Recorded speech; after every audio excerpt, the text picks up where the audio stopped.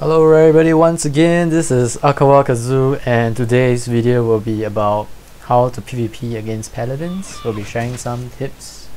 So this video will be featuring BlockBuDao, which is the Guild Master of Eternity. So for those people who have been private messaging me to join Eternity, you should be messaging him instead. Okay, so don't message me, message him. So actually I had a very good Paladin PVP footage, which was very close. It was a score of 5-4 against Oja, I think.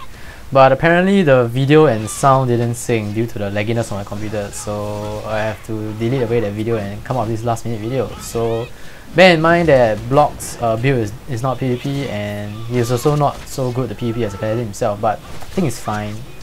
So I'll mention a few skills about Paladin that you need to watch out for. So the first thing that I need to bait, right, is okay, before I talk about that, he accidentally used block, by the way. It wasn't because he wanted to use it. So yeah, the first one is Shin Breaker, is the one that you just saw, where the Paladin will do a sliding knee, a sliding step, and then he uses a skill to lift you up. So Shin Breaker, why Shin Breaker is such an ass? Because it has invisibility frame, so watch out for that. Shin Breaker is one you need to bait. Their sliding step also has certain degree of invincibility frame, so technically they have two. So always try to bait the Paladin's Shin Breaker, because what they usually try to initiate is they will initiate with Shin Breaker followed by Armor Break, and with Armor Break you actually receive more damage because your defense is reduced by about 170% for level 1. So watch out for that. Yep, that's Armor Break. So that's the thing that you need to watch out for. Shin Breaker and Armor Break is one very common combo that all Paladins will do. So try to bait these two things. Just run close to the Paladin, and then after that just try to dodge and tumble away the Shin Breaker. So you see Shin Breaker again followed by Armor Break. And the other things that you need to watch out for against the Paladin is this skill called Lightning Zap. Yep.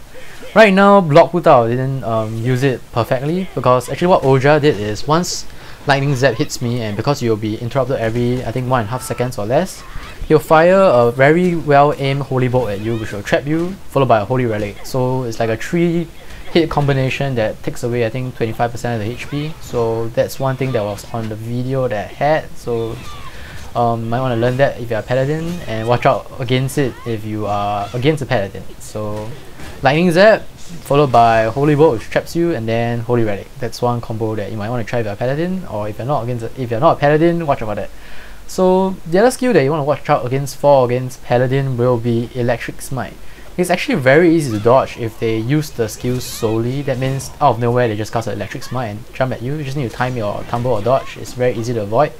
What's hard about that skill is against well-trained Paladins or pro Paladins, they can actually hit you, and it's actually another skill to lift you up. And yeah, I'm sure you have heard about Paladin's Infinite Combo by now. So that is one of the skills they use to continue. See, BlockBuDao didn't actually use it very well. He used it randomly out of nowhere, so definitely not a very well seasoned thing. So right now Lightning Zap hits me again, and it's a very irritating skill against non-dash classes, because for Sword Masters or Mercenaries, we can actually try to dash as far as possible away from the Paladin, before they try to engage us again. But for classes like acrobats, not acrobats, sorry, I mean like bowmasters, elemental lords, once you get hit by Lightning Zap, it's going to be a pain in the ass, because for elemental lords you take a while to cast your skill, and before you cast your skill you get interrupted by the paralysis effect. So I think there's not really an easy way to dodge Lightning Zap. The Paladin is comboing you well, but some of them don't actually do it very well, and they just cast it randomly. So for myself, for Sword Master or Mercenary, my advice is don't engage too closely until your relief is up.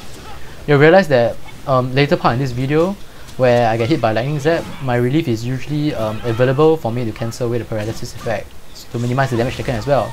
And there are times when I use it wrongly, and he uses Lightning Zap afterwards, and I think it decreases about 1.5k HP to 2k HP per tick, and that's a lot, because I think it hits for 4 or 3 ticks. So definitely don't want to get hit by the skill, or if you get hit by that skill, try to have a skill to remove the debuff. But I think that's only for Mercenaries and Warriors because of relief. So for other classes like Priests, maybe Cure Relic, yep, but for other classes you just need to try to back out. But remember the 3 combo I've told you earlier about Lightning Zap, Holy Bolt and Goddess Relic, so watch out for that. Well, you also realize that in this video, you can see that I'm actually improving because I'm trying to, you know, lift the Paladin up with my Impact Punch. Doesn't go very well, but there will be, later part in the video, there will be instances where I managed to do a small combo. I wouldn't say a very smooth combo, but finally managed to pull off in a video. The reason why I say in a video because I can actually do it while I'm not recording, but recording actually lags my computer because my computer is 3 years old, so it's really not easy. And you'll realize that sometimes when I do an aerial evasion, I can't seem to do my aerial combo because somehow the clicks doesn't register when I'm recording, so do note that. So Paladin, against good Paladins, if you actually went to the cleric section, no, wrong, if you went to the Colosseum section in the forum where there's this guy from North American servers, he actually wrote a Paladin PVP guide where he tells you, you know, stuff like people are baiting your Shin breaker and sliding step, don't give in to that, and he actually shares very good insights about Paladin PvP regarding how Paladins should fight. So if you want to know more about Paladins, how to fight against them, you'll be good at read that as well if you're not a Paladin. And if you're a Paladin, you should definitely read that. It's a very good guide. I'll link it in the description below, so take a look if you want. And yep, here's one of the times where I actually managed to do a combo. And there's one thing that I want to share for Sword Masters is that there's this mercenary called Wanted Zai. He actually shared with me something that I felt was very good for Sword Master. He told me that, he told me after he trashed me with like 5-0 like in 2 times, that the thing about Sword Master PvP is actually Cyclone Slash, and I think that's very, very true because Cyclone Slash has it doesn't have a very long cooldown, and it's very good for comboing if once the person's area evasion is down, or you can just simply use it to use up some of the opponent's area evasion. Why? Because, you know, sometimes you try to area evade out of like Cyclone Slash but it fails, you know. I'm sure that has happened to you a few times. So Cyclone Slash for Sword Master is definitely the crux, I think, for its PvP. You can watch a lot of Yang or Max combos, you know, like his combo videos, but you realize that in the Max Combo 2 video that he had, where he showed him PvP against all the other classes, he actually don't have very smooth sailing combos against most other classes. There are ones against acrobats and bowmasters where he successfully does it, but against classes like mercenaries and acrobat, you know, it's just rinse and repeat of very good but strong rotations that he does. So, and many of that is actually initiated by Cyclone Slash. So as a Sword Master, definitely try to master how to use Cyclone Slash in your PvP rotation. So right now, I'm actually 1 round away from winning, and I actually think that it's almost dead. But look, I'm actually 90% HP when I've been kicking his ass, but somehow that 90% just dropped to 10% and I actually lost this round against BlockBuDao, and he actually went in for another round. So I have no ideas. So he's actually using his holy kick and half turn kick to damage me. And right now you can see that actually Electric Smite is very easy to dodge up from, so I'm not sure what's the correct rotation. You should initiate Electric Smite as a Paladin, but never use it like standalone. Make sure your opponent is flinched or interrupted or on the floor when you do it. So Armor Break killed me, and we're moving on to the 7th round.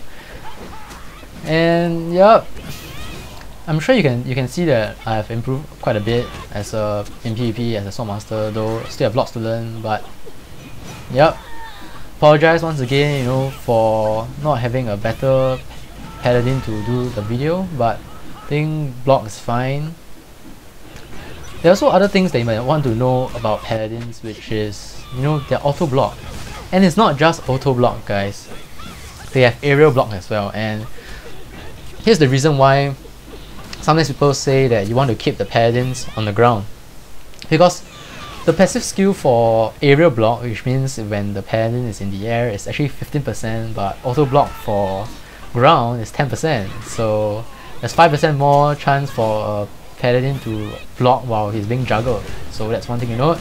So against Sword Masters or Mercenaries, always bear in mind that while you're having fun comboing the Paladin, always note that once they block, they have actually a skill called, I think, Divine Ascension and Divine Vengeance, where they can do a left click or right click, do a counter attack to actually launch you into the air. So I think that is one of the things that Paladins actually do. I mean, you need to have good reflex as a Paladin to be able to be alert enough to launch your opponent into the air while you block. And yeah, but this is more pertaining to, you know, PvP with soft band skills. So I just want to share some of the other skills that Paladin can use. One of which is Stance of Faith, or known as SOF. It's the skill that, you know, gives the Paladin chance to reflect damage when anybody within the range of that skill is attacking him. It's the one where he puts up his shield, and when you attack him, there's this yellow aura that, you know, rises out of him. It's actually more of a PvE skill, but you know, in ladder you always see Paladins use it against Elemental Lords, Flame Road. So Stance of Faith. And the other one that you might want to avoid, and I don't think it's a soft band skill, is actually Iron Will.